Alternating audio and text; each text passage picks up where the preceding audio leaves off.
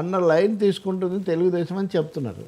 ఇవన్నీ కూడా పవన్ కళ్యాణ్తో సంబంధాల మీద ప్రభావం చూపించే అంశాలుగా ఉంటాయి. సార్ మరొక అంశం ఏంటంటే వార్త ఎక్కువగా హల్చల్ అవుతున్నది.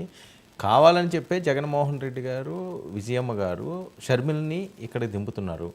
అది ఎఫెక్ట్ జనసేన, టీడీపీ ఆ పొత్తుల మీద పడుతుంది అంటారు ఏంటి? ఆ లాజిక్ ఏంటి? అంటే అదే మనకు ఇది ఉంది కదా, నువ్వు నాకు నచ్చావులో రచయితగా నీకు మంచి భవిష్యత్తు ఉంది కానీ అంటాడు ఆ స్టేషన్ మాస్టర్ టికెట్ లేనందుకు. అట్లాగే ఈ మంచి భవిష్యత్తున్న రచయితలు అనేక మంది సోషల్ మీడియాలో ఉన్నారు, కానీ అన్ని కోణాలు ఉంటాయి కదా. ఆ కోణాల్లో ఇదొక కోణం. అంటే జగన్ మీద అసంతృప్తితో దూరమైన ఓట్లు ఏమన్నా ఉంటే అవి తెలుగుదేశం వైపు పోకుండా అవి కూడా ఇక్కడే ఉండేటట్టు. కాంగ్రెస్ ఎలాగో పెద్ద శక్తిగా వచ్చి గెలిచేటంత పరిస్థితి ఉండదు కాబట్టి ఆ మేరకు తెలుగుదేశం జనసేన క్యాంపుకు నష్టం జరుగుతుంది అనేది ఒక ఫిలాసఫీ. అది ఆ ఫిలాసఫీ ఓట్ల నష్టమే కాదు. షర్మిల వచ్చేసారని చాలా ఉత్సాహంగా వార్తలను చాలా పతాక శీర్షికలు పెట్టి బ్రహ్మాండంగా ప్రొజెక్ట్ చేసి ఆమెకు ఒక ఆరా కల్పించిన పార్టీకి అది కొంచెం అసభంగం కలిగిస్తుంది కదా.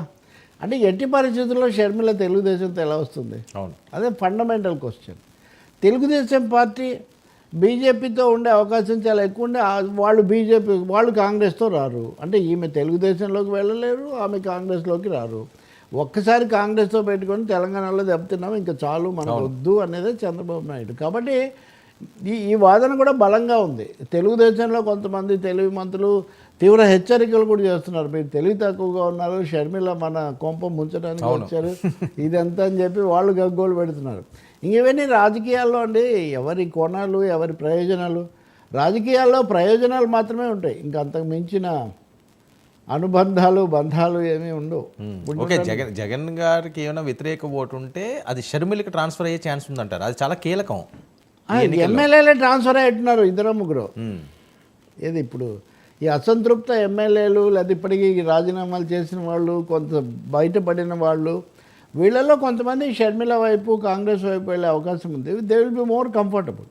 అండ్ వాళ్ళు జీవితం అంతా తెలుగుదేశానికి వ్యతిరేకంగానే వాళ్ళు పైకి వచ్చారు కాబట్టి కాంగ్రెస్ అంటే ఏదో మాతృ సంస్థ, రాజశేఖర రెడ్డి పార్టీ, ఆయన కూతురు కూడా అక్కడ ఉంది అన్న పద్ధతిలో అక్కడికి వెళ్తారు అనేది ఒక బలమైన అదొక అవకాశమే కాదు.